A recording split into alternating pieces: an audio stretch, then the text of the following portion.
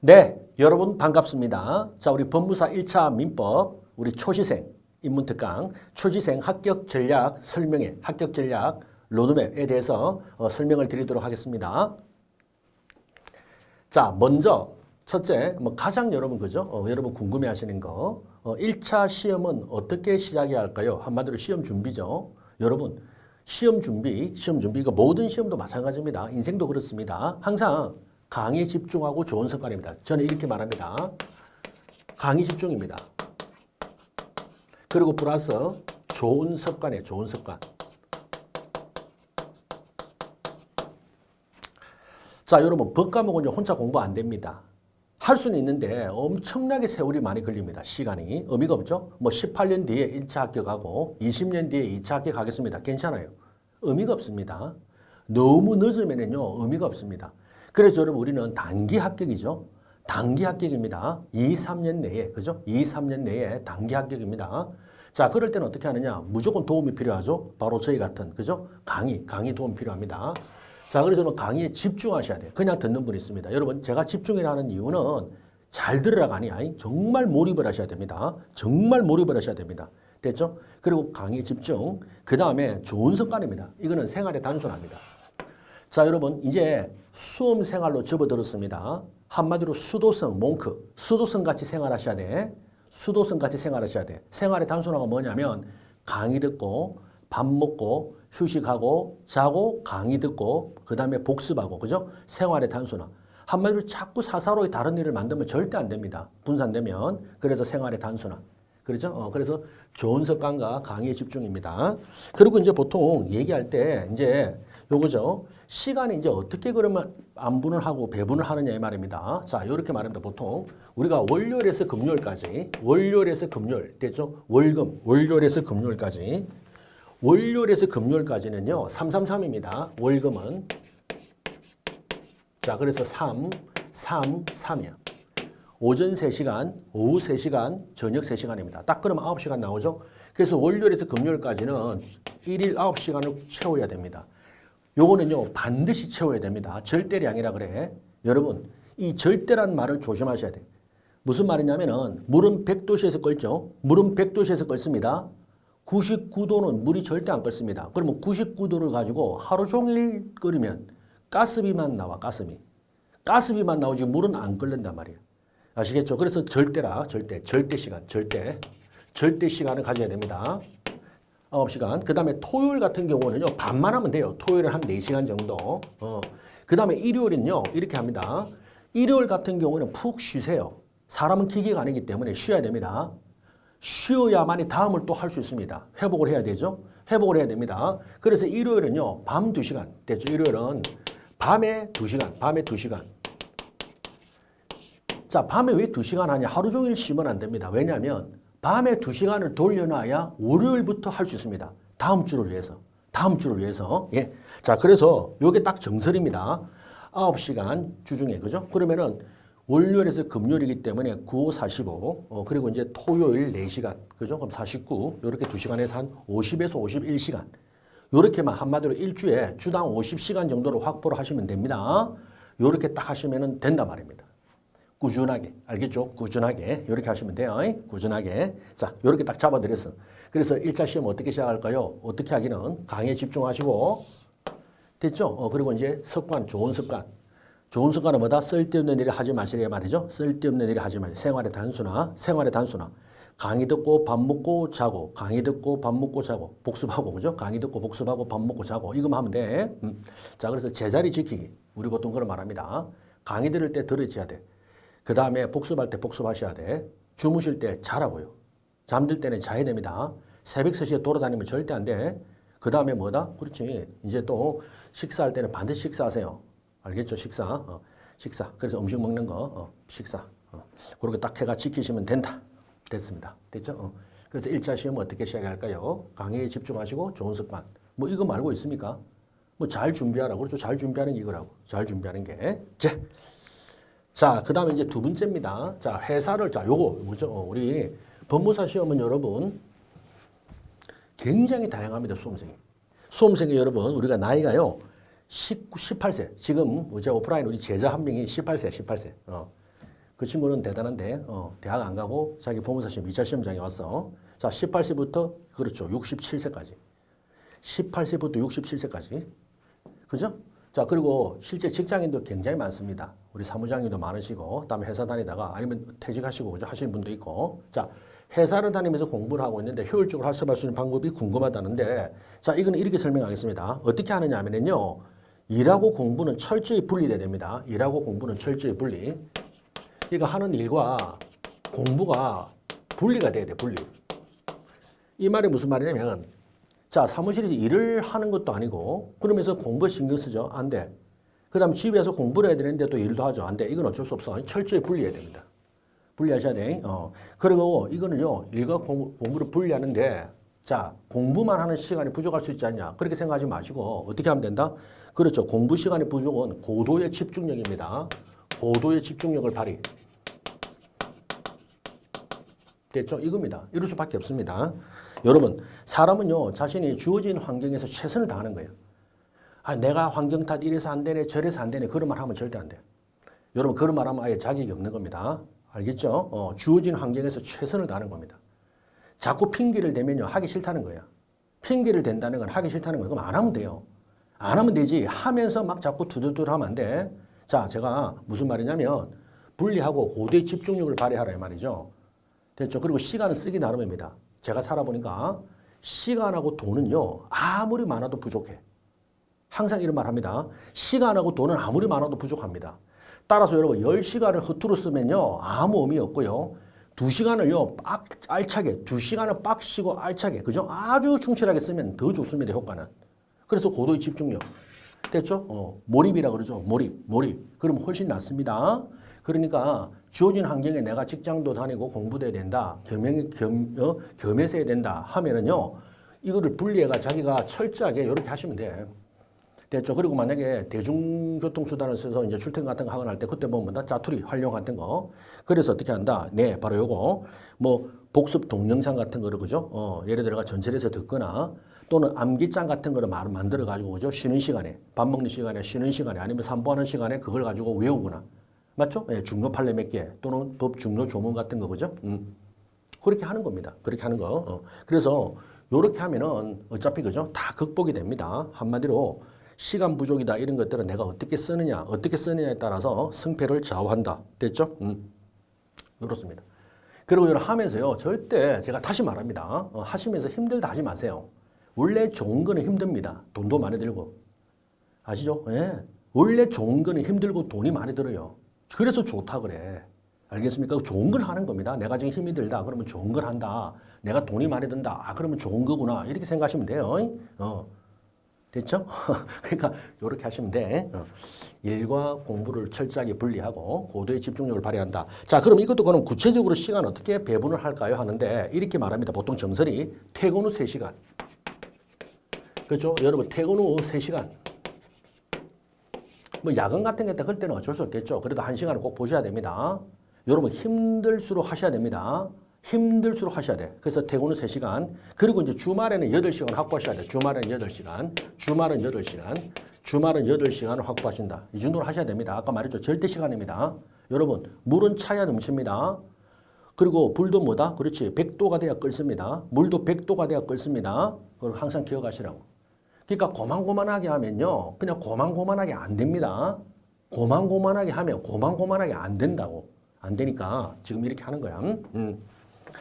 자, 이렇게 해서 우리가 회사 다니면서 어떻게 하느냐. 됐죠? 집중력을 발휘하자. 그리고 일할 때는 일, 사무실에서. 그 다음에 집에 와서 공부할 때는 철저히 공부하고 짜투리 시간을 활용하고 그 다음에 독서 암기장 같은 걸 만들고 부재료 같은 거죠. 이런 거 자꾸 하시고 그 다음에 반드시 분리를 해서 집중력을 발휘하셔야 됩니다. 더욱더 집중력을 발휘하세요.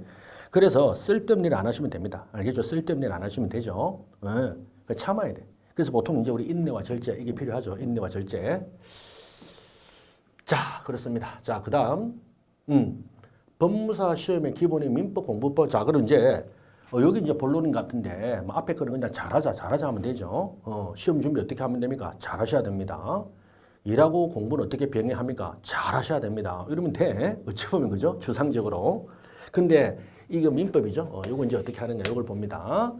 자, 이제 가장 기본적으로 말하면은, 자, 민법은 우리가 가장 기본법입니다. 법의 세계에서. 그리고 제가 이제 우리 학생들한테 이런 말을 합니다.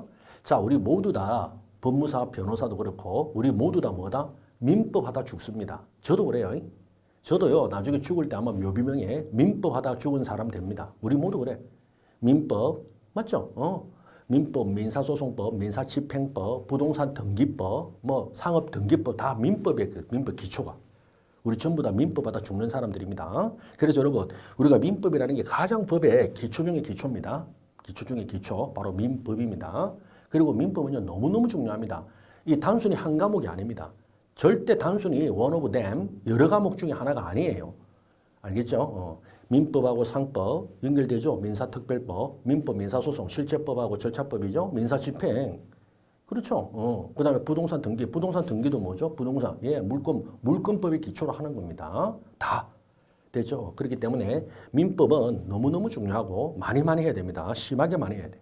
자, 그럼 기본적으로 민법이 뭐냐면 사인 간의 법률 관계를 규율한 법이다. 바로 이겁니다. 이게 사인 간의, 개인 간의 법률 관계, 개인 간의 법. 그럼 뭐 법률 관계를 다루는데 법의 세계에서는 항상 그겁니다. 권리 의무입니다.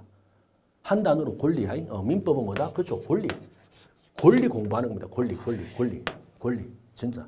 그리고 여러분, 누가 누구에게 어떤 권리를 갖느냐 이겁니다. 누가 누구에게 어떤 권리냐 이게 바로 민법이에요. 민법. 계속 누가 누구에게 그렇죠? 어떤 권리를 갖느냐 이 공부하는 겁니다. 계속. 됐죠? 누가 누구에게 어떤 권리를 갖느냐. 자, 갑이 을에게 돈을 빌려줬다. 그러면 갑이 을에게 돈을 빌려줬으면 갑은 을에게 빌려준 돈을 받을 권리가 있죠? 이걸 우리가 대금 반환 청구권이래요. 그 다음에 갑을 간에 부동산 매매 계약을 체결했죠. 갑이 매도인입니다. 그러면 갑은 매수인에게 뭐가 있다? 매매 대금 청구권 권리. 그러면 매수인은요. 부동산 넘겨받아야 되죠. 권리 이전 청구권. 부동산은 물건인데 소위 말하는 다음에 하겠지만은 바로 등기 청구권, 이전 등기 청구권. 그 다음에 갑이 길 가다가 교통사고 당했습니다. 피해자입니다. 교통사고 피해자는 뭐가 있죠? 불법행위죠. 교통사고. 불법행위에 기한 손해배상 청구권. 교통사고 가해자에 대해서 불법행위 손해배상 청구권. 됐죠? 전부 권리입니다. 갑은 을에 대해서 권리. 됐죠? 그러니까 이거 공부하는 게 답니다. 답니다. 그리고 민법은 여러분 부동산 매매를 전제로 만들었어요. 부동산 매매를 전제로 민법을 만들었습니다. 자, 그러면 이제 좀 더 추가적으로 설명해 보면 이제 민법은 자, 우리 공부할 때 법 공부는 개념 조문 판례입니다. 법 공부는요, 개조판이라고 그래. 개조판. 좀 발음이 그렇는데 개념, 조문, 그리고 판례 이거 공부하는 겁니다. 시험은 이게 집중이죠. 뭐 조문도 나오는데 조문은 거의 안 나옵니다. 그래서 조문 판례가 원래 시험인데 이게 시험인데 조문 판례가 이게 압도적으로 많습니다. 판례가 압도적으로 많아요.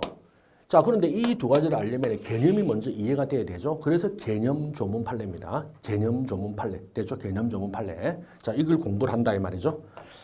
자, 그리고 민법전에 이제 보면은요, 우리가 민법에 대한 구성을 보면은요, 자, 이거 이제 공부를 하는 건데, 자, 민법은 크게 총칙. 자, 그리고 이제 물권편, 그 다음에 채권편, 자, 그리고 이제 친족, 상속이라서 이게 가족입니다. 가족법, 친족편, 그 다음에 상속, 요렇게 5편이 나와 있습니다. 5개. 자, 그리고 이제 여기 보면 요 채권에는요, 또 총론이라 있고, 그 다음에 강론이라고 또 2개로 나눠집니다.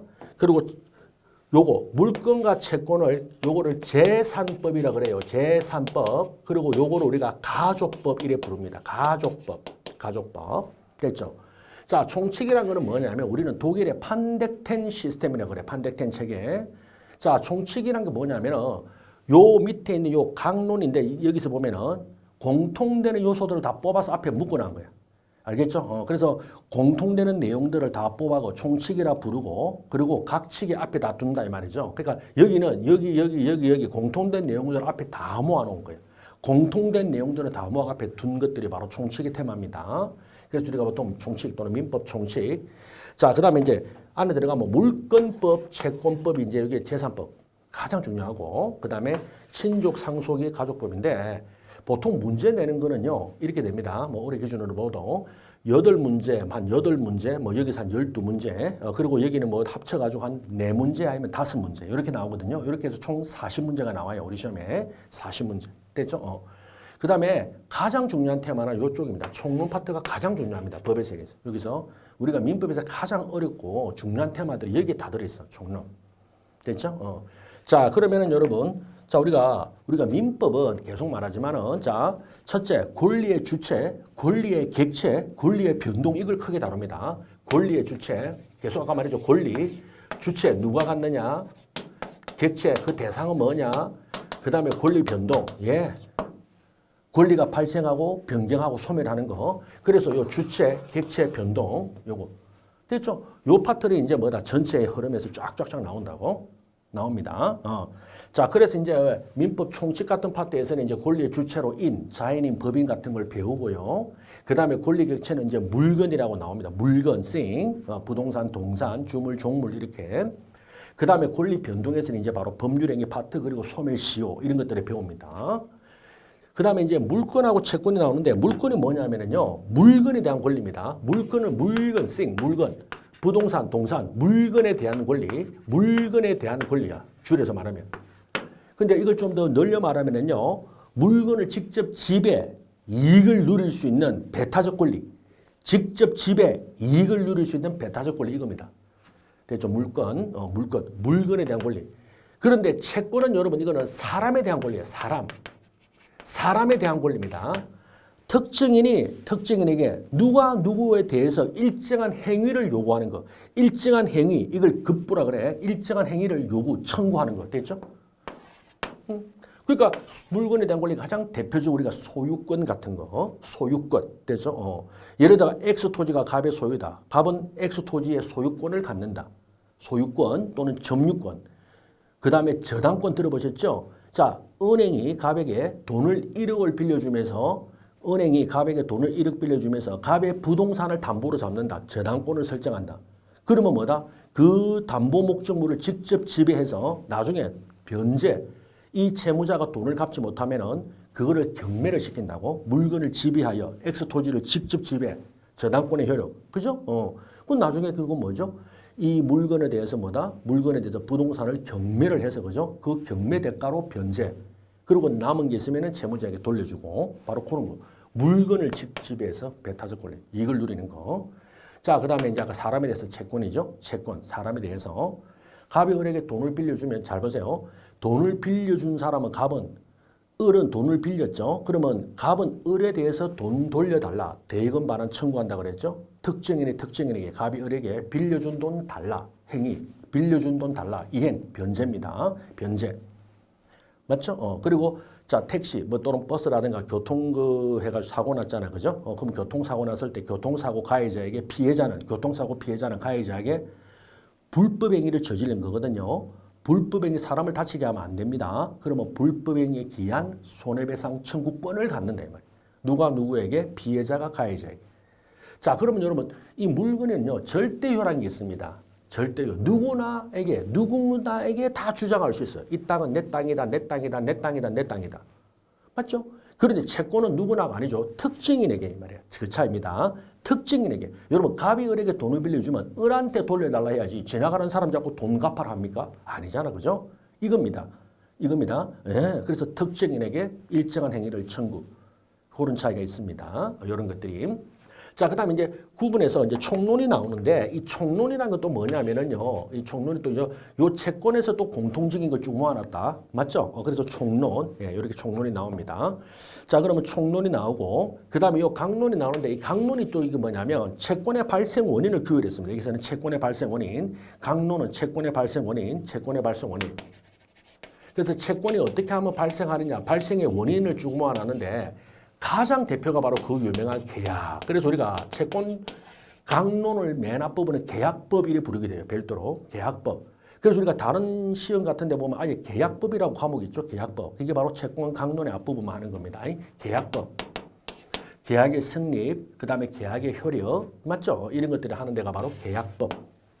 됐죠? 그 다음에 이제 중요한 게 밑에 요 세 개 나와. 요 세 개가 바로 여러분 우리가 사무관리, 그 다음에 지금은 편하게 부당이득, 그리고 이제 불법행위 요 세 가지를 배웁니다. 또 불법행위. 자, 이걸 우리가 뭐라 그러냐면 법정 채권. 이거는 뭐라고? 약정 채권. 당사자 간의 합의, 약속에서 정해놓은 채권이다. 약정 채권. 그리고 이거는 법에 규정되어 있습니다. 734조, 741조, 750조 이래서 이건 법에 규정된 채권. 따라서 법정 채권, 약정 법정 이런 표현들이 계속 씁니다. 아시겠죠? 그래서 이게 채권의 발생 원인이 당사자 합의, 계약은 합의잖아, 그죠? 당사자 간의 합의로 권리 의무를 발생시키느냐? 계약이잖아요. 부동산 매매 계약, 부동산 매매 계약, 매매 계약, 임대차 계약, 임대차 계약, 맞죠? 정려 계약 이런 것들 다 계약, 당사자 합의로 권리 의무를 발생시킨다. 그 다음에 요거는 법의 규정이 있습니다. 법의 규정. 아까 불법행위가 대표적으로 교통사고 손해배상 청구. 부당이득은요. 누가 누군가에게 손해를 끼치고 누구는 이득을 얻었죠. 그러면 이득을 본 자는 손해를 입은 자에게 돌려줘야 돼요. 부당하게 이득했으니까 원인 없이. 이게 부당이득, 부당이득. 그리고 반환 청구라 그럽니다. 청구권. 사무관리는요. 의무 없이 남의 일을 처리한 거야. 그럴 때 뭐다? 비용상환을 청구할 수 있다. 이제 이런 것들 비용상환 청구권이라는 권리가 발생, 부당이득 반환 청구권이라는 권리가 발생, 손해배상 청구권이라는 권리가 발생. 그래서 뭐다? 법정 채권, 권리, 채권, 이런 것들이 발생되죠. 이런 걸 하는 겁니다. 그 다음에 이제 이거 마지막으로 우리 가족법이 있는데 가족법은 여러분 이거야. 우리가 출생해서 사망까지, 그죠? 출생부터 사망까지, 태어나서부터 죽을 때까지. 자, 죽을 때까지 생기는 일들이죠. 자, 그래서 우리가 친족하고 상속이 있는데 크게 친족은 이제 제일 먼저, 그렇죠? 이제 우리가 이제 남녀간에 이제 부부가 돼가 결혼을 혼인을 하게 됩니다. 혼인을 하게 되면, 그죠? 그 부모와 자식이 태어나고, 그죠? 그 다음에 자식에 대해서 어떻게 한다? 그렇다면 친권과 후견, 그리고 이제 부양. 그 다음에 가족과 친족, 이런 파트를 합니다. 근데 친족에서 가장 중요한 테마는 조금 전에 제가 혼인을 했지만은 정작 가장 시험에 많이 나오고 중요한 건 이혼이야, 이혼 재산분할. 되죠? 이혼 재산분할, 이혼. 자, 그 다음에 이제 상속은 여러분, 사람이 죽으면 재산이 이동한다. 이게 상속이야. 사람이 죽으면 재산이 이동한다가 상속. 자, 아버지가 돌아가시면은 번쩍 상속인, 그죠? 그러면 엄마, 그리고 이제 아들, 딸. 우리가 상속인이라 그래. 아버지가 돌아가시면 아버지가 가진 재산상 권리 의무가 상속인에게 번쩍 넘어옵니다. 포괄승계 이런 말을 해요. 사람이 죽으면 재산이 이동한다. 상속이야. 됐죠? 그럼 요 상속법에는 또 크게 우리가 보면 상속하면 여기 유언, 그다음에 유류분 이런 어려운 말들이 나오는데 요거 상속 그리고 친족. 됐죠? 그다음에 요 재산법하고 가족법은요 특징이 좀 다릅니다. 재산법은 오로지 돈 문제잖아. 돈 재산. 그래서 재산법은요. 합리적, 선택적 우리가 이해타산할 때 타산이라 그래. 계산. 그런데 가족은 안 그래. 가족이 어떻게 합리입니까? 아유 그냥 어쩔 수 없지. 숙명이라 그래. 숙명. 됐죠? 합리라기보다는 그죠? 그리고 비합리적. 그리고 이제 숙명 받아들여야 돼. 아유 우리 애가 애를 먹여. 어쩔 거야? 어쩔 거냐고. 아버지. 여러분 돈 못 벌어도 아버지야. 아버지. 부모야 부모. 바꿀 수 없습니다. 물릴 수도 없고요. 부모 자식은. 그리고 비타산입니다. 어떻게 부모 자식하고 가족이 어떻게 여러분 계산으로 움직여. 맞죠? 누가 보더라도 아닌데 하잖아. 그죠? 그래서 이거랑 이거는 좀 성격이 다르다. 합리적, 비합리적. 요거는 계산적인데 요거는 비계산적인. 이런 말을 써요. 자, 그래서 이제 전체 우리가 민법이라는 게 뭔가 좀 한번 대강을 지금 그죠? 정말 그거 답니다. 어쩌보면 그죠? 그래 그 내용은 이제 어마어마하게 합니다. 특히 채권 총론에는 이제 뭐 엄청나게 중요한 것들이 많습니다. 채권 총론은. 그래서 이제 교과서를 보면요, 총론 파트가 얇은데 제일 중요해요. 하나도 버릴 게 없습니다. 됐죠? 그래서 여기서 굉장히 중요합니다. 채권 총론 굉장히 중요해요. 됐죠? 그래서 요걸 많이 해야 되고, 그다음 문제는 이제 아까 말했죠. 가족법에서 한 5문제, 그다음에 나머지 요 재산법 총칙해가지고 한 35문제, 그죠? 그래서 이렇게 나온다. 이렇게 보시면 되겠죠. 예, 뭐 대강 민법이 뭐고, 그다음에 공부는 또 공부법이란 건 아까 똑같은 범법 반복인데, 그죠? 그냥 강의 열심히 듣고, 그다음에 따라오고, 그다음에 여러분. 우리 보통 공부하는 방법은 이해, 정리, 암기입니다. 이해를 하고요. 정리하고 암기야. 딱 이거야, 이거. 이게 답니다, 수험이. 이해, 정리, 암기. 알겠죠? 보통 이해하고 암기 이렇게 이야기하지만은 여러분 정리되지 않으면 암기가 안 됩니다. 정리가 돼야 암기가 되죠. 그래서 이해는 뭐다? 아까 강의 집중이죠. 이거 강의에 집중하는 거야. 강의 집중. 그리고 암기 반복 훈련이죠. 암기 반복. 자, 자꾸 연습해야 됩니다. 반복 훈련으로 자꾸 해야 돼. 반복 훈련으로. 됐죠? 이게 다라고. 이게 수험의 본질입니다. 이해, 정리, 암기. 이해, 정리, 암기. 이해, 정리, 암기. 자, 그래서 여러분이 이제 공부를 뭐죠? 기본 강의도 듣고, 객관식이 또 문제풀이도 듣고, 마지막에 파이널 하면서 특강, 테마 특강이라서도 판례 정리도 한번 듣고, 그죠? 이렇게 하는 거야, 계속. 계속. 이해, 정리, 암기. 더군다나 민법은 또 이랬습니다, 여러분. 아셔야 되니까 아까 잠깐 말했지만, 항상 하셔야 돼. 매일 하셔야 돼. 그러니까 여러분이 책상 위에는요, 민법책을 항상 펼쳐져 있어야 됩니다. 무슨 말이다? 상법 하죠? 그러면 민법, 상법. 집행하죠? 민법, 집행. 공탁하죠? 민법, 공탁. 부동산 등기하죠? 민법, 부동산 등기. 그러니까 민법은요, 항상 펴져 있어야 돼. 알겠죠? 항상 해야 돼. 하루에 단 뭐다. 다른 과목 하더라도 1시간은 무조건 민법은 해야 됩니다. 하루에 민법 하루라도 안 하면 큰일 납니다. 큰일 납니다. 여기서 큰일이란 시험이 안 된단 말이에요. 안 된다고 진짜. 1, 2차 통틀어서 민법은. 됐죠? 민법은 항상 합니다. 자, 그렇게 했고, 그래서 뭐 대강, 그죠? 민법이라는 게 뭔지, 그리고 공부법은 간단, 뭐, 요거 이해, 정리, 암기, 그리고 항상 매일, 민법, 상법, 민법, 집행, 민법, 공탁, 민법, 부등, 민법, 하루 종일 민법. 우리 다 민법 하다가 죽습니다. 그건 진짜야, 진짜. 민법 하다, 우리는 다 민법 하다 죽습니다. 그래서 여러분, 법무사, 변호사, 어쨌든, 우리 법을 하는 사람은요, 민법 하다 죽는 사람들이다. 이래 보시면 돼요. 자, 뭐 다 했네. 자, 이렇게 해가지고 자, 셋째까지도 한번 살펴봤고 이제 마지막 하나 남은 것 같은데, 자, 마지막은 여러분 그죠? 팁, 그죠? 합격에 대한 팁. 합격에 대한 팁. 자, 합격을 위한 교수님만의 팁. 자, 요건데 저는 이제 이렇게 생각해요. 합격만의 팁 뭐냐면 여러 가지 말할 수도 있습니다. 할 때마다 제가 다른 과목에 또 뭐다 하겠죠. 사진 따라. 그래서 이번에 있는 컨셉이 합격만의 팁, 교수님만의 팁인데 뭐 저만 한다기보다도 합격을 하기 위해서 팁이 이 시험이잖아, 시험 합격. 시험에서 여러분, 간과해서는 안 되는 게 있습니다. 뭐죠? 시간이야, 시간. 알겠죠? 제한된 시간 내에 정답 찾기입니다. 여러분, 이게 엄청나게 무서워. 실제 시험장에 가면 여러분, 실제 시험장의 시간은 평소의 시간보다 어마어마하게 빠릅니다. 어마어마하게 빠릅니다. 아시겠죠? 그래서 오전에 이제 2시간을 주고, 오후에 1차 시험, 오전에 2시간, 오후에 2시간을 줍니다. 2시간을 줍니다. 1과목, 2과목, 3과목, 4과목 해서. 자, 그러면 여러분, 이 2시간을 주는데요. 시험 땡 치면서 시작해서 막 보고 이제 풀고 하잖아요. 고개 들죠? 고개 한 번 들면은 뭐다? 1시간 10분 지납니다.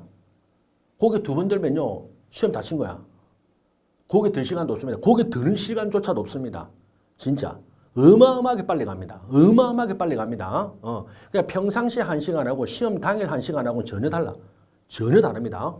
그래서 예를 들어서 뭐 시험 다 치고 나서 확인하면서 커피 마시면서 1번에 한번 천천히 아래 위를 보면서 3번이 정답이지. 이게 아니야. 엄청나게 여러분 진짜입니다. 이게 진짜 살벌합니다.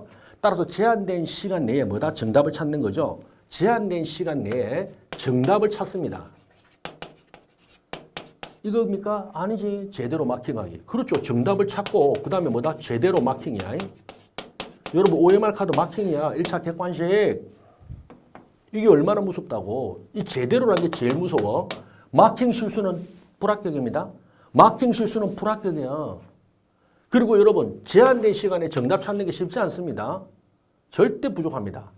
절대 부족합니다. 그래서 포기할 건 빨리 포기하고 찍을 건 빨리 찍어야 돼. 뭐 다수당사자 채권관계 뭐 예를 들면 이런 게 나와가지고 계산을 하거나 좀 그렇죠. 빨리 넘어가야 돼. 박스 문제 골 때리죠. 빨리 넘겨야 돼. 지문이 여러분 열 몇 줄이죠. 빨리 넘어가야 돼. 그러니까 이것도 요령이야. 그래서 요거 제한된 시간 내 정답 찾기 제대로 마킹하는 거 엄청나. 그걸 우리가 보통 다시 읽을 시간 없습니다. 뭐라고 한다? 원샷 원킬이라 그래. 원샷 원킬. 정말 딱 맞죠? 원샷 원킬. 한 방 쏘고 바로 한 방에 죽어야 됩니다. 한 방에 죽여야 됩니다. 죽어야가 아니고 죽여야 돼. 원샷 원킬. 원샷 원킬. 빵! 빵! 빵! 쏘고 잡아야 돼.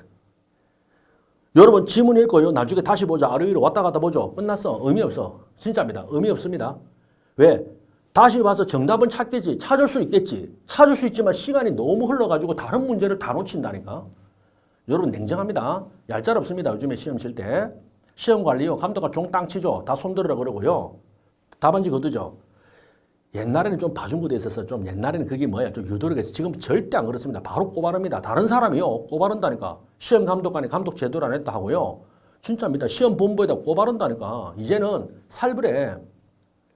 그래서 누구가 답안지 계속 찍고 있죠. 가만히 보고 있죠. 봅니다. 제가 직접 경험해서 보죠. 답안지 막 종 쳤는데 찍죠. 보죠. 그리고 나중에 답안지 들고 와서요. 꺼버려. 빨간색으로. 그러니까 막 울어. 안 돼. 어쩔 수 없습니다. 그 감독관이 나쁘다가 아니라 그렇게 안 할 수가 없다고. 왜? 자기가 나중에 이거 당한다니까. 누가 이의제기한다니까. 메토실 시험의 감독관은 답안을 마킹하는데 그대로 보고 나중에 가져가더라 이란다니까. 여러분 시험은요. 그죠? 누가 합격하면 누가 불합격이야. 이걸 경원자라 그래. 경쟁적인 관계. 살벌합니다. 그렇기 때문에 제한된 시간 내 정답 찾기, 제대로 맞기, 원샷 원킬. 나는 요거를 어쩌보면 제일 마지막에 그래. 그러니까 여러분이 1년 내내 공부를 제대로 했지만은 한번 문제 푸는 습관 안 하고 제한된 시간 내에 모의고사 안 치죠. 당일날 딱 가죠. 100% 안 됩니다. 100% 안 됩니다. 자그마치 심지어는 20문제를 못 찍을 수도 있습니다. 20문제를 못 찍을 수 있어요. 10개를 그냥 찍는 거는 예사롭고. 이것도 자꾸 연습해야 돼. 뭐를 날리고 뭐를 버릴 것인가. 자, 그래서 시험은 시간과의 싸움이야. 됐죠? 더군다나 요즘에는 판결요지를 열려요. 판결요지 그 긴 걸 그대로 지문으로 냅니다. 속독 시험이라도 무방해. 속독 시험이라도. 그래서 스피디하게 읽고 빨리 답을 찾아야 돼요. 됐죠? 그래서 여러분이 반드시 연습을 하셔야 됩니다. 알겠죠? 반드시 있잖아요. 모의고사 같은 거 구해서 딱 스톱워치 놔둬놓고 시작하고요. 무조건 하셔야 돼요. 그리고 마킹이 여러분 보시면은요. 여기 보면 문제 1교시 보면 그죠? 그렇죠. 이게 1교시 문제 보면은 뭡니까? 한 200개인가? 그렇죠. 그러면요. 그거를 이 200개를 답안지에 마킹하기가요. 만만치 않습니다. 마킹하는 시간이요. 5분과 택도 안 됩니다. 5분 가지고 택도 안 돼. 7분은 잡아야 돼. 7분. 알겠습니까? 진짜. 실수 없이 하려면은. 됐죠? 그래서 100문제죠? 100문제 마킹하는 거를 적어도 100문제 마킹하는 거를 7분에 잡기 때문에 시험을 10분 전에 마쳐야 된다고. 2시간을 주지만 1시간 50분에는 마치고 나머지 10분은요. 제대로 아주 실수 없이 마킹할 수 있는 거를 확보해야 됩니다. 한 5분 정도 남으면요. 마킹하면서요. 시간이 착착착착 가죠. 그러면요. 막 당황해가지고요. 마킹도 제대로 못합니다. 이제 2분 남았네? 2분. 막 그러면요. 이게 안 된다니까 실수. 그렇기 때문에 요게 제가 볼 때는 맨 마지막이다. 그죠? 결국 이거잖아. 아무리 내가 알면 뭐해. 정답을 찾으면 뭐해. 마킹 실수하면 그냥 안 되는 거지. 더 안 되는 거지. 무지 많습니다. 마킹 실수가 의외로 많이 나옵니다. 의외로 많이 나와. 네, 이렇게 해가지고 마지막 이렇게 했습니다. 좋은 말 여러분 다 알고 있습니다. 좋은 말 여러분이 다 알고 있습니다. 다 알고 있습니다. 어떻게 하면 합격할지. 근데 저는 요걸 한번 하고 싶네요. 그죠? 여기 저 보면 현장에서 가장 중요한 소리 같아. 현장에서. 네. 자, 그래서 요걸 했고. 자, 마치겠습니다. 요거죠? 네. 아이고, 이제 깨끗하게 지우고. 자, 이것으로 우리 법무사 처음 하시는 분들 합격 전략 설명회를 모두 마칩니다. 자, 우리 법무사 2차 초시생 합격 전략 설명회를 갖도록 하겠습니다. 자, 여기 나와 있지만은 초시생도 할 수 있는 합격 비법 2025 법무사 2차 합격 로드맵. 자, 먼저 여러분 2차 시험은 어떻게 시작해야 할까요? 자, 여러분 1차랑 다릅니다. 1차 시험은요. 찍고 또 찍고죠. 결론만 알아도 됩니다. 내용을 잘 몰라도 돼요. 결론만 알아도 됩니다. 결론만. 옳다 그러다 찍으면 되죠. 물론 1차 시험도 어렵긴 어렵습니다. 내용도 많고 양도 많고 제대로 마킹해야 되고 그건 우리가 앞에서 봤습니다. 자, 그런데 2차는 뭐냐면은 2차하고 1차하고는요. 어떤 점에서는 같지만은 다른 게 뭐냐면은 자, 요겁니다. 답안을 작성하는 거죠. 주관식 논술 시험이라는 거죠. 2차 시험은 주관식 논술입니다. 2차 시험은 주관식 논술 시험이죠. 주관식 논술입니다. 자, 그리고 주관식 논술이기 때문에 백지 답안에다가 내가 써야 됩니다. 자, 그렇기 때문에 질문을 파악하고 주제를 파악하고 그리고 그 다음에 답안을 작성합니다. 그래서 논점 파악. 그래서 여기서는 2차 시험은 여러분 논점 파악이라 그래. 뭘 묻는지를 알아야 됩니다. 그래서 여러분 질문이 뭔지를 몰라서 못 쓰는 분들이 굉장히 많습니다. 물론 초시생은 또 힘들 수 있지만 어쨌든 질문, 자 그래서 논점을 파악하고 그 다음에 주제를 잡아서 관련 판례 정리입니다. 여러분 관련 판례 정리야. 왜냐하면 우리는 이겁니다. 이게 답니다. 사실은. 여러분 2차 시험은 절대 판례가 없는 건 나오지 않습니다. 이렇게 보시면 돼. 그냥 이론만 물어보거나 이런 거 절대 안 나옵니다. 반드시 판례를 잡아서 묻습니다. 판례 사실관계를 그대로 내기도 합니다. 실제 그대로 내기도 합니다. 심지어는 여러분 날짜, 시간까지 그대로 내기도 해요. 그래서 판례, 그래서 관련 판례가 뭔지를 빨리 잡아서 정리를 해야 되죠. 요렇게. 그래서 논점이 파악되면은 어떤 판례를 물었구나가 나오겠죠. 이겁니다. 생뚱맞은 건 절대 없습니다. 절대 그렇게 하지도 않아요. 왜냐하면 제한된 시간이기 때문에 뭐 예를 들어 시험 시간에 뭐 10시간 주고 하루 종일 준다. 오만 때만 걸 다 찾아봐라. 그런 게 아닙니다. 딱 판례를 꽂으면 된 겁니다. 한번 써봐라는 거야. 써봐라. 됐죠? 그리고 정리를 하는데 여러분 중요한 게 요 판례 정리는 그럼 어떻게 하느냐. 항상 우리 쓰는 말이 있습니다. 키워드 중심으로. 키워드. 됐죠? 키워드. 알겠습니까? 키워드. 바로 주요 어휘. 키워드 중심입니다. 판례를 다 외울 수가 없잖아. 그죠? 판례가 뭐 열 몇 줄이다. 어떤 그런 거 어떻게 다 외워. 그러니까 키워드 중심으로 그죠? 예. 그리고 중간에 연결시킬 수는 있거든요. 키워드 중심. 그래서 논점을 파악하고 관련 판례 정리, 키워드 중심으로 됐죠? 요렇게 한다는 겁니다. 그리고 이제 답안 작성이 중요하다는 거죠. 답안 작성 스킬. 자, 답안 작성 스킬. 자, 작성입니다. 주관식 논술이기 때문에. 그래서 답안 작성에 대한 스킬이 굉장히 중요해요. 스킬. 기술이죠. 기술. 이 스킬은 뭐다? 연습을 해야 됩니다. 연습. 답안 작성 연습을 반드시 해야 됩니다. 그래 이런 말이 있습니다. 2차 시험의 합격은요. 어떻게 하면 되냐. 내가 쓴 답안지를 밟고 천장에 손을 댔는데 합격이 천장에 있다 합시다. 내가 쓴 답안지만큼 올라가는 거죠. 올라가는 겁니다. 합격이 한 걸음 한 걸음. 결론. 답안지를 한 번도 써보지 않은 사람은 2차 합격은 뭐다? 아주 힘듭니다. 근데 내가 답안지를요. 남들만큼 썼고 더 썼다. 합격이에요. 왜? 남들이 그렇게 안 쓰니까. 남들은 그렇게 안 하거든. 여러분 상대평가입니다. 남들이 안 한 걸 나는 했죠. 그럼 합격이에요. 합격입니다. 자, 그래서 요거 답안 작성 연습을 자꾸 하는 거야. 실제 여러분 답안을 작성하는 건요. 굉장히 고통스럽습니다. 고통스럽고 힘들죠. 그래서 좋은 겁니다. 여러분 고통스럽고 힘든 게 좋은 겁니다. 우리가 아기 놓을 때 엄마, 그죠? 우리 산모, 여러분 알죠? 그죠? 산고라잖아요. 그죠? 출산의 고통이 어마어마하죠. 그러니까 뭡니까? 그래서 아기가 나오는 거야. 그죠? 귀여운 아기가 나오는 겁니다. 알겠습니까? 뭐 껌 씹듯이 애가 아기가 나오면 그게 아기입니까? 아니잖아요. 그죠? 출산의 고통, 합격의 고통 똑같습니다. 뭐든지 우리가 좋은 거, 귀한 거, 좋은 거, 귀한 거는요. 고통스럽고 힘들어. 그거는 당연합니다. 그래 학생들이 항상 그래와서 울상이야. 선생님 답안 쓰는 게 힘들어요. 교수님 힘들어요. 그럼 내가 뭐래? 좋은 거 하는 겁니다. 합격하는 겁니다. 맞죠? 그래서 요거 반드시 연습을 많이 하셔야 됩니다. 자, 그겁니다. 그거. 됐죠? 그리고 나머지는 뭐 우리 일반적으로 그죠? 좋은 습관을 갖는다. 제가 1차 강의 1차에 대한 준비도 마찬가지죠. 강의를 집중하고 하는데 우리가 2차에서는 특히 중요한 게 이런 것들이죠.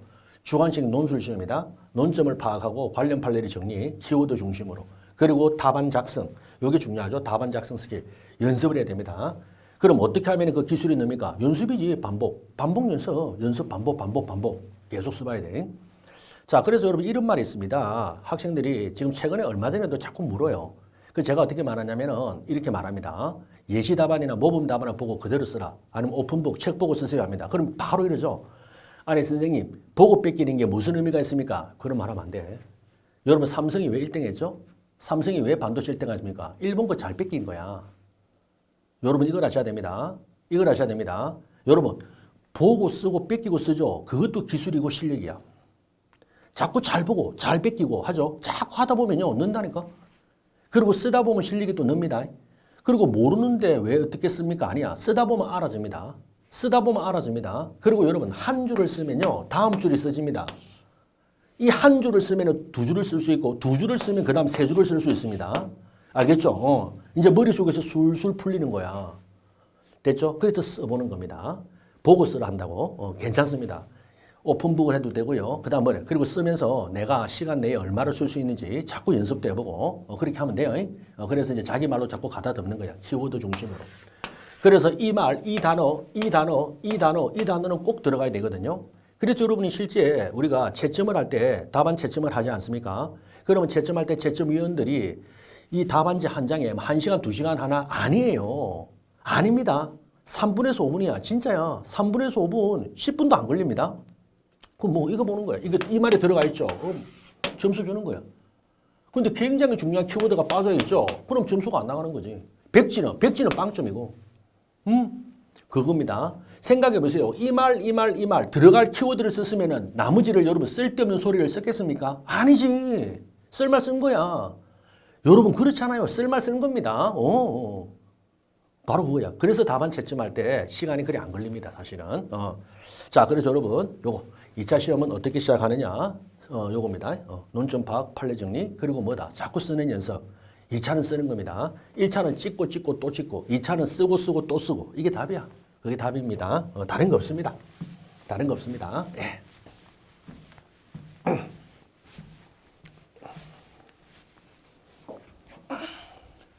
그러니까 여러분 이런 말이 있습니다. 제가 이제 잘 쓰는 말인데 여러분 우리나라 사람이 왜 영어를 못할까? 영어를 못하는 사람의 특징은요. 한국어를 많이 하니까 그래. 한국말로 하니까. 이상한 맞죠? 한국말로 하니까. 그리고 영어는 영어 시간에만 하니까. 영어는 영어 시간, 영어 학원, 영어 수업 또는 맞죠? 그럼 반대로 말할까? 미국에는 거지가 영어를 잘합니다. 왜 잘할까? 영어를 안 하면 굶어 죽습니다. 영어를 못하면 굶어 죽는다니까? 아시겠죠? 너무 간단한 겁니다. 네. 그래서 여러분 영어를 못하는 사람은 왜 영어를 못하느냐면 한국말만 하루 종일 하니까 못하는 거야. 아시겠죠? 그러면 2차 답안지, 2차 시험은 답안지 작성인데 쓰는 건데 그럼 어떻게 하면 잘 씁니까? 매일 여러분 1시간씩 써보라고요. 매일 1시간씩. 무섭습니다. 매일 1시간씩 써보세요. 매일 1시간씩 쓰면요. 1년이면 365장을 쓰게 된다고. 굉장합니다. 그래서 심지어는요. 어떤 학생은요. 한 번도 안 쓰고 시험장 가서 시험장에서 처음 써봤는데 이게 쓰지나? 안 써진다니까. 안 써진다니까. 안 써집니다. 예. 자, 그렇게 하시고. 그 다음. 둘째. 회사를 다니면서 공부하고 있는데 효율적 학습 방법. 자, 이것도 우리가 1차 학습하고 마찬가지입니다.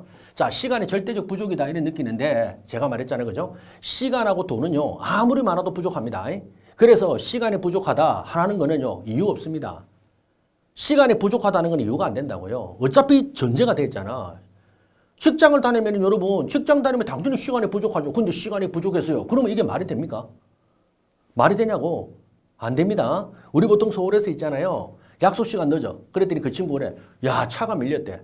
여러분 서울에 차가 밀린 게 하루 이틀입니까? 사람들이 어제 차를 다 샀습니까? 아니지. 차가 밀리니까 당연하니까 미리 진작에 일찍 출발했어야지. 그게 맞지 않습니까? 그러니까 여러분 자 회사를 다니면요 당연히 일하고 그죠? 직장하고 공부가 병행이 되는데 부족한 건 너무나 당연해. 그러니까 그거는 말하면 안 돼요. 만약에 그게 극복이 안 되면은 안 해야 됩니다. 거칠게 말하면 안 해야지. 그죠? 바로 이거예요. 그러면 하겠다고 해서 뭐다? 그렇죠. 고도의 집중력. 항상 말하자는 거죠. 고도의 집중력. 이거는 1, 2차하고 상관없잖아. 고도의 집중력을 발휘할 수밖에 없어. 시간을 쪼개서 쓰고. 그 다음에 이제 우리 2차니까 자, 아까 독서 암기장을 활용하세요. 제가 우리 제자들 있잖아요. 출퇴근할 때. 그리고는 이제 지하철 같은 거 탈 때 독서 암기장 딱 손에 들고 그죠? 아까 말했잖아요. 그죠? 중요한 내용 있잖아. 목차 딱 잡아가지고 뭐 나오면 뭘 쓴다. 무슨 판례 키워드 있죠. 그래가지고 중얼중얼. 그렇게 하시면 됩니다. 어쩔 수 없어. 그렇게 하시면 돼. 그래서 대중교통을 출퇴근 시간 할 때 그죠? 독서, 키워드 중심으로 독서 암기장을 활용해서 자꾸만 하시면 돼요. 그리고 여러분 이거 듣는 것도 말이 됐지만은요. 제가 조금 전에 중얼중얼이라 했죠. 자, 사람은 그렇습니다. 말을 하면 쓸 수 있습니다. 내가 말로 한 거는 쓸 수 있다고. 말로 한 거는 쓸 수 있습니다. 근데 듣기만 한 거는요. 쓰기가 좀 힘듭니다. 듣기만 한 거는 쓰기가 힘듭니다. 말로 했을 때 쓰집니다. 말로 했을 때 쓰집니다. 그래서 순서야. 듣고 밑으로 내려와서 말하고 밑으로 내려와서 쓰죠. 이게 순서야.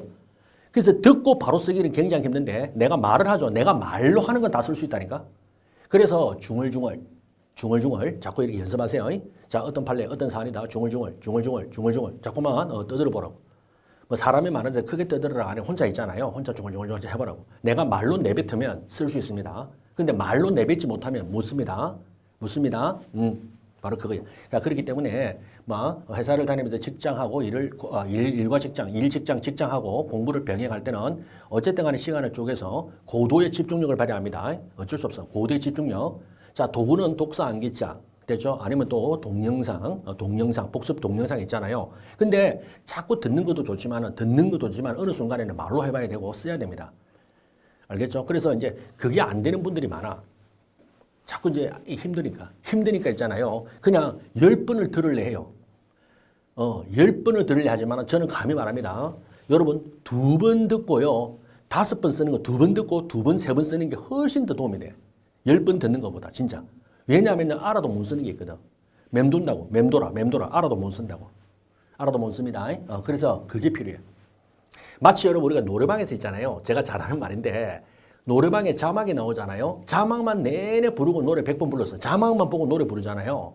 외우지 않고. 그런데 갑자기 자막이 안 나오죠. 내가 노래는 아는데 못 부릅니다. 노래는 아는데 박자를 못 맞춘다니까. 이제 아시겠죠?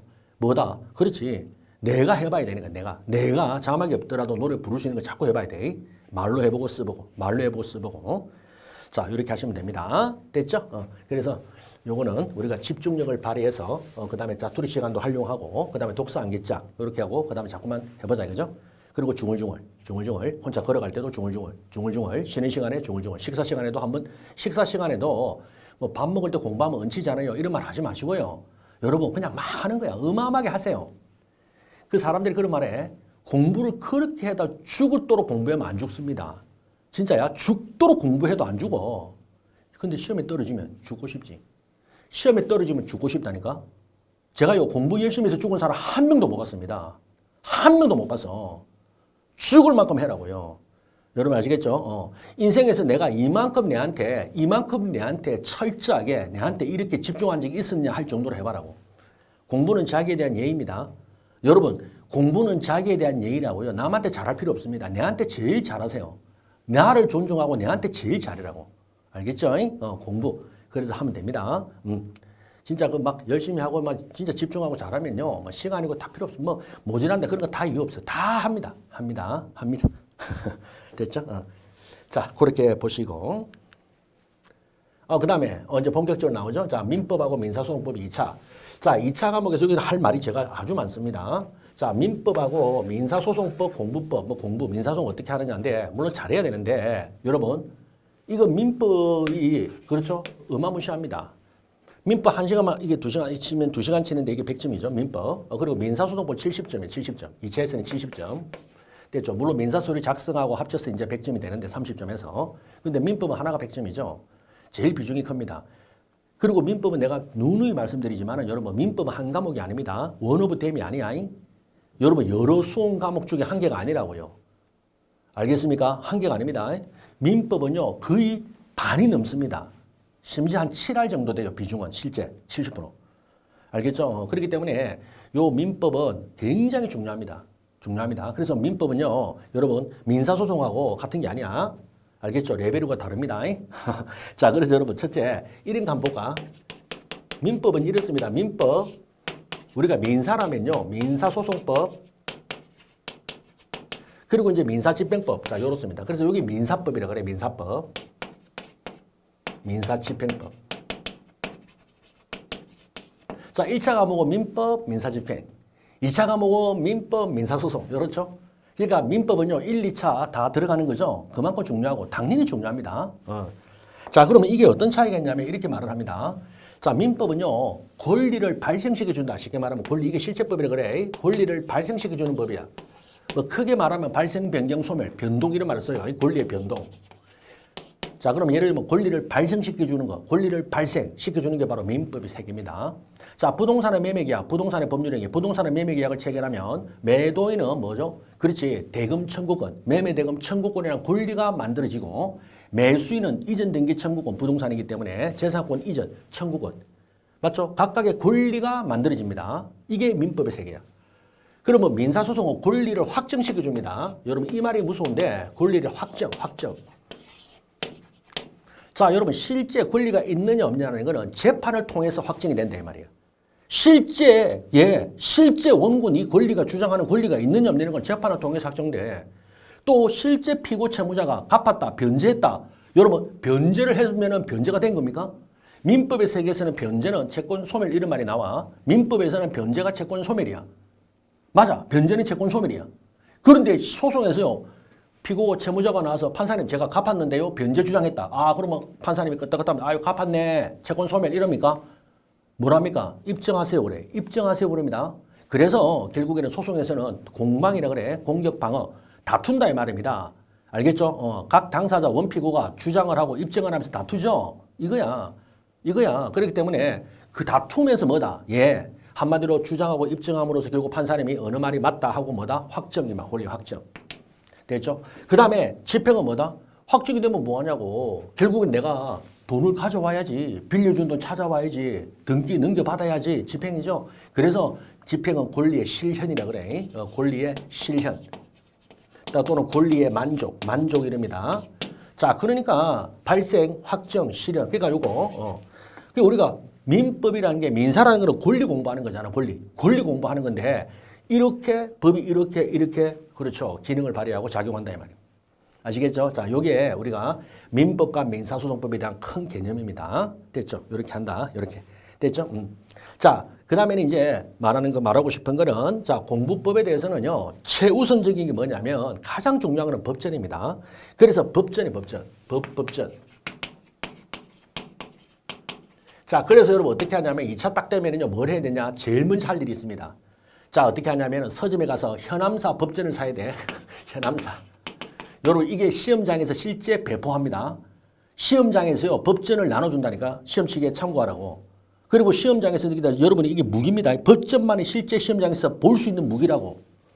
아시겠죠? 그리고 딱 시험 문제가 나오면요. 아, 이게 제 몇 조의 문제다 하고 그거 찾아서 예를 들어 가지고 민법 제 몇 조에 뭐가 있다. 그리고 민사소송 제 몇 조에 뭐라 규정돼 있다 쓰는 거야. 그리고 뒤에 뭐다. 관련 판례 찾아 쓰는 거고. 그래서 현암사 법전. 현암사 아주 아주 유명한 출판사 현암사 법전을 삽니다. 자, 이 법전은요, 우리가 대한민국 일단 보통 시험 칠 때 거의 다 들어갑니다. 뭐 공채, 5급 공채. 그리고 우리가 법원 법무사 할 때도 나눠준다고 시험장에서 배포합니다. 시험장에서 배포. 그러니까 시험장에서 배포하고요, 거둬들입니다. 집에 못 가져가. 여러분 2차 시험은요, 시험지는 자기가 집에 가져갈 수 있어. 그런데 법전은 다시 반납해 다 거둬들입니다. 법전 다 거둬들인다고. 알겠죠? 그래서 여러분 요 법전을 공부해서 뭐다? 익숙해야 됩니다. 조문의 위치, 그 다음에 규정의 내용 같은 게 익숙해야 돼. 연습 자꾸 해야 됩니다. 이렇게 안 하고요. 그냥 책만 보고 있잖아요. 달달달 책만 보고 그냥 하죠. 그러면요, 나중에 시험장에서 어디에 있는가를 몰라. 이 법 규정이 어디에 있는가를 모른다고. 아시겠죠? 제3자를 위한 계약의 테마가 나오면 법 몇 조다 먼저 찾아 써야 되는데 제3자를 위한 계약의 내용은 아는데 몇 조인가를 어디에 위치해 있는가를 모른다니까. 위치해 있는가를 모른다고요. 알겠습니까? 그런 거예요, 그런 거. 그래서, 이게 어느 조문에 있고, 그 다음에 있고, 그 앞에 있다. 어디와 어디 사이에 있다. 이런 걸 빨리 찾잖아요. 그러면 적어도 조문에 대한 규정만 쓰더라도요, 점수가 나온다고요. 심지어는 합격도 됩니다. 합격권에도 들어가요. 근데 그걸 못 찾아가 못 쓴다니까? 안타깝죠? 그냥 주는 건데. 그래서 여러분, 민법, 민사소 공부법에서 가장 중요한 거는 바로 뭐다? 법전 공부고, 현암사 법전은 꼭 사야 돼. 평소에 익숙해야 됩니다. 왜냐? 시험장에 이게 그대로 배포되기 때문에 시험장에서 배포되고 이걸 보고 하는 겁니다. 그래서 제가 조문, 평소 법전을 보고 공부하는 습관을 길러라. 이거죠? 자, 그리고 이제 또 하고 싶은 말은 또 똑같은 말인데, 민법을 매일 해야 돼. 여러분, 민법은요, 매일. 민법은 에브리데이입니다.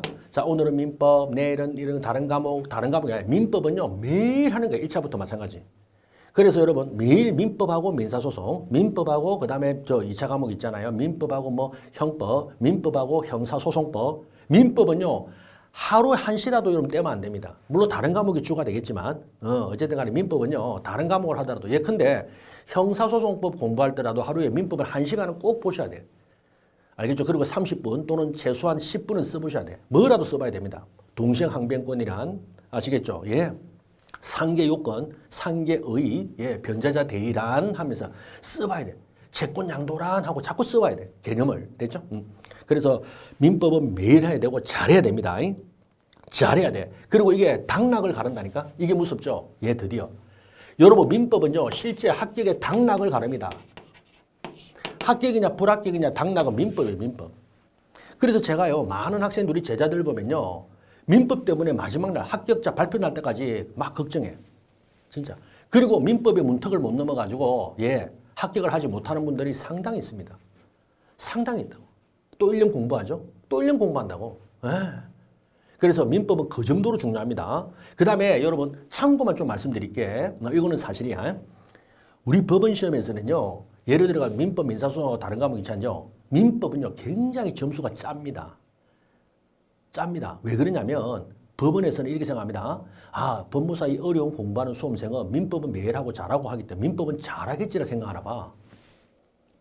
여러분 공부를 잘하고 그 다음에 뭐 많이 아는 거하고 또 쓰는 거는 다른데 진짜 그래. 그래서 눈높이가 높아가지고 굉장히 짭니다. 그 민법은 웬만큼 잘 써가 점수가 많이 안 나와. 반대로 민사소송 있죠. 퍼줍니다. 민사소송은 어려워 학생들이 어려워할 거야라고 생각해가지고 웬만큼만 써도 점수를 듬뿍 준다니까. 그래서 학생들이 점수를 딱 받아 점수표 나오잖아. 받아보면요. 이래. 왜? 예를 들어가 민사소송이라든가 부동법을 내가 형편없이 쳤다. 잘 못 썼댔는데도 생각보다 점수가 후하게 나오고 민법은요. 내가 남들 맞고 썼댔는데도 생각보다 훨씬 안 나와. 그러니까 이게 이중으로 힘든 거야. 민법이. 진짜입니다. 그래서 민법. 더군다나 민법은 뭐죠? 우리 2차 시험이 이틀 치잖아요. 이틀 칩니다. 금요일하고 토요일. 그러면 금요일 날 오전에 1교시 친다니까. 그러면 민법을 여러분 내가 만약에 잘 못 쳤다고 느끼면요. 이게 오후 시험 그리고 다음날 시험까지 영향을 미친다니까. 그게 여러분 짜증이 나잖아요. 그죠? 그래서 어떻게든 잘 써야 돼. 잘 쳐야 돼. 됐죠? 그래서 이게 민법은 그 정도로 중요하다. 그래서 민법은 여러분 단순히 원 오브 댐 여러 과목 중에 한 과목이 아니라는 거 이걸 꼭 아셔야 됩니다. 됐죠? 그 민법. 그러니까 민법 얘기 계속 하고 있는데 답니다.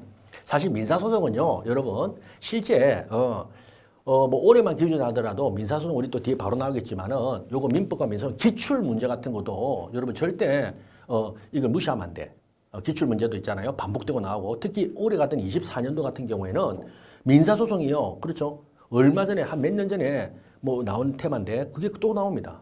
또 나옵니다. 그때 쓴 내용이 또 나와. 뭐 우리가 독립 당사자 참가라고 아주 어려운 테마가 있는데 그게 또 나와. 그 다음에 기판력 그거 또 나와. 나옵니다. 나온다고. 됐죠? 그렇기 때문에 기출 문제도 꼼꼼히 좀 살펴봐야 되고 절대 무시하면 안 되고 이건 나왔기 때문에 안 나오지 그러면 안 된다 이 말이죠. 자, 그래서 이게 민법하고 민사소송 차이다. 기출 문제 7점 분석. 자, 지금 그 이야기를 바로 들어갔죠. 그 다음에 이제 아까 말했지만 첫 번째 답안 작성 같은 거 계속 해야 됩니다. 우리 이런 말 있잖아. 구슬이 서말이라도 깨어야 보배다. 내가 알면 뭐하냐고. 아까 말했죠. 논술입니다. 주관식 논술이죠. 논술이라니까. 논술. 쓰는 거야. 구술이 아닙니다. 말로 인터뷰하는 게 아니라고. 그러니까 여러분 인터뷰를 해가지고요. 묻고 답하고 사람을 얼굴을 보고 묻고 답하고 하면 말을 할 수가 있다고. 근데 쓰는 건 다르다니까. 알겠죠? 그래서 자꾸 써보시라. 됐죠? 써보시라. 합격하려면 써야 된다. 자, 그 다음에 우리가 시험은 어쨌든 간에 2차 시험은 또 이게 중요하죠. 1차도 마찬가지죠. 항상 시간과의 싸움이죠. 시간과의 싸움입니다. 그래서 시간과 배점을 고려해라 이 말입니다. 시간과 배점. 자, 이거에 또 아주 중요하죠. 예를 들어서 10점짜리인데 또는 이번에 5점 1이 내기도 합니다. 5점 8점. 5점짜리면요. 한 2줄 쓰면 돼. 3줄하고. 5점짜리면요. 한 3, 4줄 쓰면 하여튼 어쨌든 5줄 넘으면 안 돼. 근데 5점짜리인데 이걸 10줄을 막 쓰고 있습니다. 한 페이지를 가득. 이러면 안 된다고요. 그렇게 아무리 많이 써도 5점 이상을 줄 수 있나? 아니라니까. 배점이. 이제 아시겠죠? 그래서 요 배점에 맞춰가지고 시간과 배점 또 내가 드립터 쓰면 뭐하냐고. 시간 종땡 치면 끝인데. 알겠죠? 그래서 우리 이런 말이 있습니다. 이삭줍기 이런 말이에요. 자, 실력이 두 사람이 있는데 한 사람은 굉장히 잘하고 한 사람은 실력이 그렇게 잘하진 않아. 근데 실력이 좀 모자라는 분인데 골고루 터치합니다. 그러면요. 이삭줍기를 해서 몇 점 가져가서 합격. 그러니까 고득점 합격은 아니지만 어쨌든 합격은 해요. 근데 한 분은 너무 공부를 많이 해가지고 안다 애가 어마어마하게 쓰는 거야. 그 한 문제, 두 문제에 어마어마하게 쓰는 거야. 다른 거는 그러니까 다른 거에 그 시간이 없어가 못 쓰고 그러면 이 사람은 안 되는 거야. 안 될 수가 있는 거야. 아시겠죠? 그래서 시간하고 배점을 한다. 요겁니다. 요런 것들 조심하셔야 되고 여기 공부하는 방법. 그래서 쓰면서 됐죠? 그 다음에 제가 이제 마지막에 항상 하는 말이 나오는 그죠? 뭐가 나와? 시간. 요거 우리 시험하고 전쟁의 공통점이 뭐다? 무조건 이겨야 됩니다. 승리, 합격이야. 그리고 짧은 시간에 어마어마한 비용과 노력을 투입하죠. 어마어마한 물자를 투입합니다. 여러분 법무사 시험을 내가 말했잖아요. 18년 동안 했다. 의미 없다 했잖아요. 그죠? 23년만 했다 합격했다. 그죠? 의미가 없다 이 말이야. 그래서 단기간에 빨리 퍼붓고 그죠? 2년 내에 끝내자 이 말이죠. 늦더라도 3년 내에. 바로 그 말입니다. 자 그렇게 하고 그 다음에 이런 말이 있습니다. 여러분 시험 당일하고요. 시험 지금 오늘하고 자 초심자 여러분 듣고 있는 여러분이 오늘하고 시험 당일 또는 전날하고 다를 바 있다? 없어. 이걸 우리가 민사소송에 또 어려운 말로 변론의 그죠? 일체성이라 그래. 변론의 일체성. 한마디로 여러 기일에 여러분 소송 자료, 주장과 입증을 하잖아요. 한날 한시 한구로 봅니다. 먼저 했기 때문에 더 유리하고 나중에 했기 때문에 더 유리하고 이런 게 없어. 이 말이야. 그렇죠. 그렇기 때문에 여러분 시작과 끝이다 그러면 이날 하루하루가 다 똑같습니다. 그래서 여러분 진짜 살벌한 말로 항상 시험 이틀 전 또는 시험 2주 전이라는 생각으로 공부를 해와요. 여러분 그죠? 찌릿찌릿하죠. 찌릿찌릿합니다. 여러분 시험 2주 전 항상 그러니까 내가 지금 초심자 강의를 듣고 인문특강을 듣고 내가 지금 앞으로 1년 10개월이 남았다 하더라도 지금 내가 시험 2주 전이다. 오늘 앞으로 2주 뒤에 내가 시험장 간다라는 생각으로 한번 해봐. 여러분 진짜 정신이 바짝 드는 거야. 바짝 드는 겁니다. 이런 심정으로 하시라 이 말이에요. 그렇게 하면은요 반드시 뭐다? 합격자 발표일에 뭐다? 자기 이름, 자기 수험 번호가 딱 붙어 있다고 활짝 웃는 겁니다. 활짝 웃는 겁니다. 자, 그래서 자신을 속이지 않고 그 다음에 하루하루를 시험 전날 또는 2주처럼 보내면요 반드시 좋은 결과가 있습니다.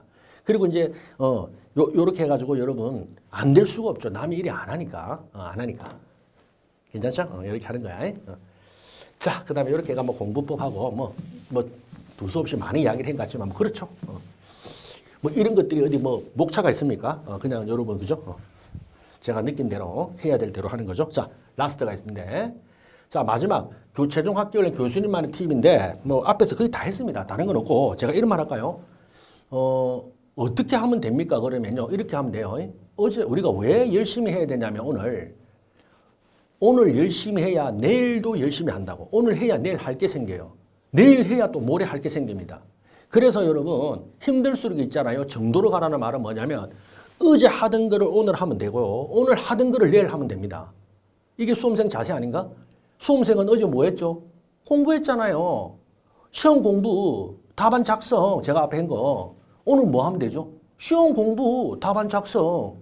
내일은 또 공부, 강의 듣고 공부, 답안 작성. 이렇게 쭉 하다가 시험 당일날 시험장 가면 뭐다? 답안 작성.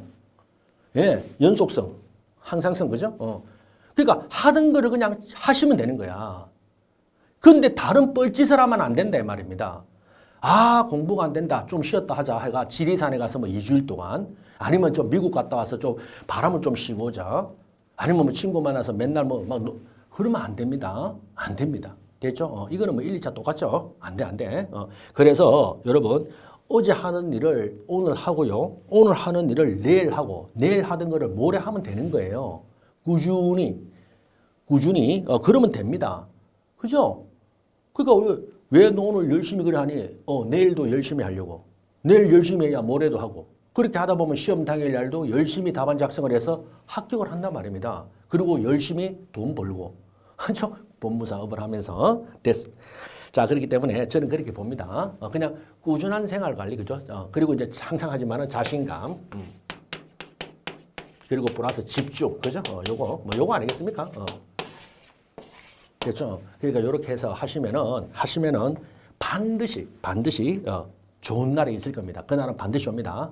그날은요 반드시 옵니다. 다만 그게 내한테 좋은 날이 돼야 되죠. 남이 아니라 내한테 좋은 게 돼야 돼. 그래서 여러분 우리는 제가 말합니다. 여러분 합격을 해제 조건, 우리 정지 조건이 아니야. 여러분 이미 합격이라는 걸 거머쥐고 있다고. 내 스스로 놓치면 않으면 한마디로 쓸데없는 짓이라든가 뻘짓이라든가 다른 짓만 하지 않으면 이 말이야. 그냥 하던 걸 하세요. 제일 잘하잖아요. 그죠? 공부. 그냥 잡고 가면 돼. 시험 당일까지. 그럼 합격이야. 자기가 놓치면 않으면. 됐죠? 됐습니다. 자, 이렇게 해서 자, 이제 다 된 것 같은데, 예. 자, 이것으로 우리 합격 전략 설명회, 자, 우리 2차 시험 공부 방법 관련해서 모든 강의를 설명을 마치도록 하겠습니다. 여러분, 감사합니다.